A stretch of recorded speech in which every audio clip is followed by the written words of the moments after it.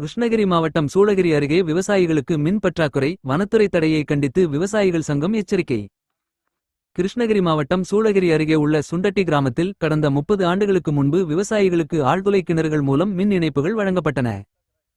பின்னர் காலப்போக்கில் அதிகமான விவசாயிகளும் அருகிலுள்ள சில ஜல்லி தொழிற்சாலைகளும் அதே மின்பகிர்மானத்தில் இணைக்கப்பட்டதால் தற்போது 100க்கும் மேற்பட்ட இணைப்புகள் வழங்கப்பட்டுள்ளன. இதன் விளைவாக மின் பற்றாக்குறை கடுமையாக அதிகரித்து விவசாயிகள் பல ஆண்டுகளாக சிரமத்துக்கு உள்ளாகி வருகின்றனர். இந்த பிரச்சினையை தீர்க்க விவசாயிகள் விடுத்த கோரிக்கையை ஏற்று மின்வாரியத்துறை சுண்டட்டி கிராமத்தில் புதிய மின்பகிர்மானம் அமைக்கும் நடவடிக்கையை மேற்கொண்டது. இதற்காக மின்கம்பங்கள் கூட நிறுவப்பட்டன. ஆனால் அந்த இடம் வனத்துறைக்கு சொந்தமான நிலம் என கூறி ஒசூர் வனக்கோட்ட அதிகாரிகள் ராமமூர்த்தி மற்றும் சத்திவேல் ஆகியோர் பணிகளை தடுத்து நிறுத்தியுள்ளனர். இதனால் விவசாயிகள் மீண்டும் கடும் பாதிப்புக்குள்ளாகியுள்ளனர்.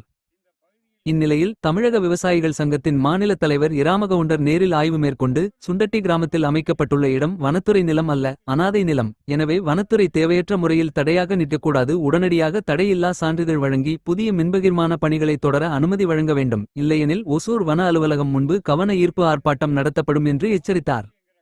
இந்த ஆய்வில் மாவட்ட பொதுச் செயலாளர் அனுமந்தராசு, மாவட்ட துணைத் தலைவர்கள் கன்னியப்பன், கோவிந்தராஜ், துணைச் செயலாளர் சின்னசாமி உள்ளிட்ட நிர்வாகிகள் மற்றும் நூற்றுக்கணக்கான விவசாயிகள் கலந்து கொண்டனர். தொடர்ந்து விவசாயிகளை துன்புறுத்தி கொண்டிருக்கிறார்கள்.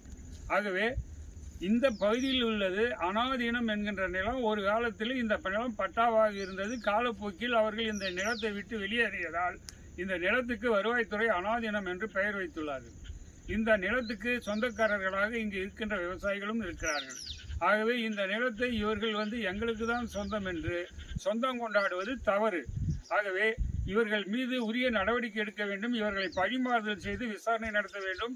அப்போதுதான் சரியான விசாரணை போகும். ஆகவே உடனடியாக வனத்துறை இவர்கள் மீது நடவடிக்கை எடுக்க வேண்டும். விவசாயிகள் பாதுகாப்பாக விவசாயம் செய்வதற்கு, டிரான்ஸ்பார்மர் வைப்பதற்கு, சரியான மின்சாரம் கிடைப்பதற்கு உண்டான சூழ்நிலையை அரசு உருவாக்க வேண்டும்.